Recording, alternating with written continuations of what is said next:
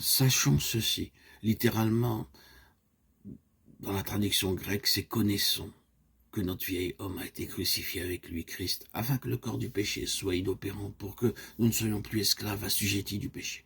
Romains 6:6. Nous sommes morts avec Christ. Par ce passage, Paul nous montre que Dieu non seulement nous a accordé la rémission de nos péchés à cause du sang de Jésus-Christ répandu pour nous, mais qu'il nous a aussi mis en Christ. Car lorsque le Seigneur Jésus fut crucifié, Dieu a aussi crucifié avec lui notre vieil homme. Notre crucifixion en Christ est un fait en Dieu. Mais il est impossible pour l'intelligence humaine d'expliquer ce fait.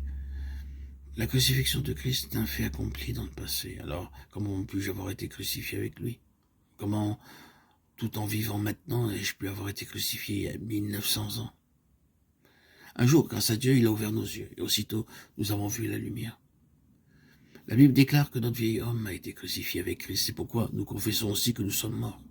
Lorsque nous faisons une telle confession, nous ne pensons plus à la mort de Christ comme étant une chose passée. Nous ne considérons pas cette mort comme un fait historique survenu il y a 1900 ans.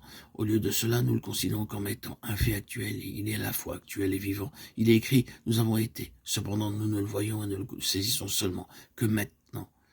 N'oublions jamais que tout ce que Dieu a fait en Christ est toujours maintenant. Considérons par exemple le passage suivant de l'Écriture. Ces hommes qui se sont détournés de la vérité, se disant que la résurrection est déjà arrivée et qui renverse la foi de quelques-uns, de Timothée 2,18. Dans la traduction anglaise, il est dit « ces hommes qui ont erré, se sont écartés, qui se sont détournés de la vérité ». Ceux qui errent loin de la vérité ne disent pas qu'il n'y a pas de résurrection, ils disent simplement qu'elle est déjà passée. C'est ce que la parole de Dieu appelle s'écarter de la vérité. Nous devons reconnaître que la résurrection n'est pas passée, elle est encore actuellement une réalité. La croix s'est-elle retrouvée derrière la scène? Non, non, elle ne s'est pas du tout éclipsée. Elle est ici même aujourd'hui.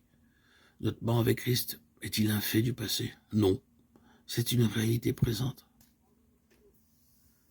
Car Dieu est le Dieu qui est maintenant pour toujours. Tout ce qu'il a fait en Christ est encore à jamais présent. Si nous considérons qu'un aspect quelconque de l'œuvre de Christ est du domaine du passé, cet aspect est mort pour nous. Il ne suffira donc plus rien. Nous rendons grâce à Dieu parce que rien de ce qu'il a fait en Christ n'appartient au domaine du passé. Tout est, et pour toujours, maintenant.